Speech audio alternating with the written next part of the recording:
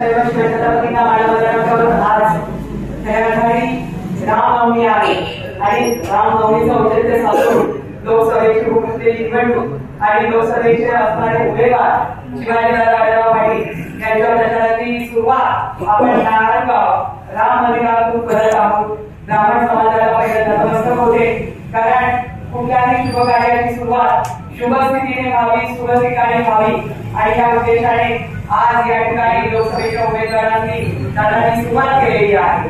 निश्चितपणे देशाची धुरा त्यांच्या हातात आहे।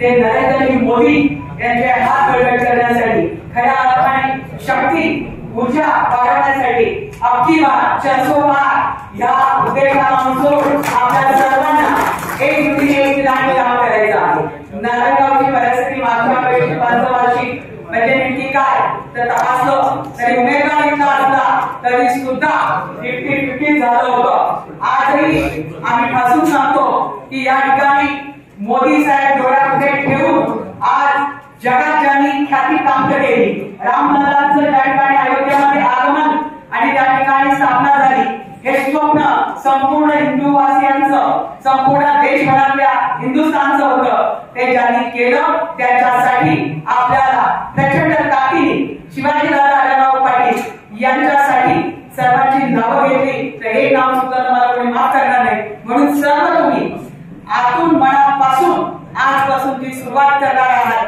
ज्या पद्धतीने कामाची सुरुवात करणार असेल, जसं नरेंद्रजी मोदी किंवा देवेंद्रजी यांना आपण पाहतो आहे की देश आणि राज्य चालवत असताना हाती चले अपनी चाल कुत्ते भोके 100,000 आम्ही परमात्म्याला आणि म्हणून कोणीही आमच्या दादाला लागू नये।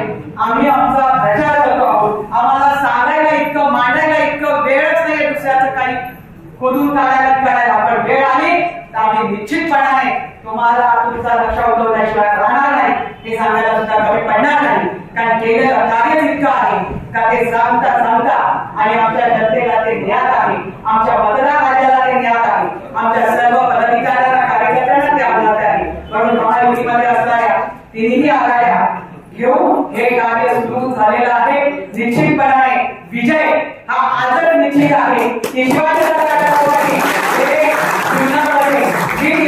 राहणार नाही, कारण त्यावेळी आणि आजच्या परिस्थितीमध्ये फरक आहे। लोकांना कळून चुकलेलं आहे का मतदान करताना कुणाला केलं पाहिजे।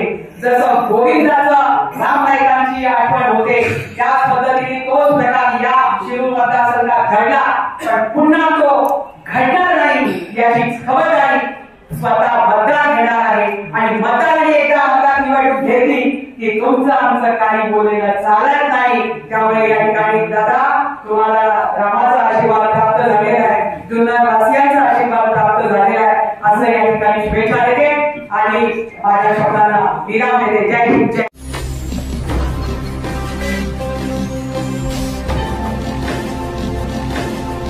ताज्या घडामोडी आणि नवनवीन माहिती मिळवण्यासाठी समाज दर्पण या YouTube चॅनलला सबस्क्राइब करा आणि बेल आयकॉनवर क्लिक करा।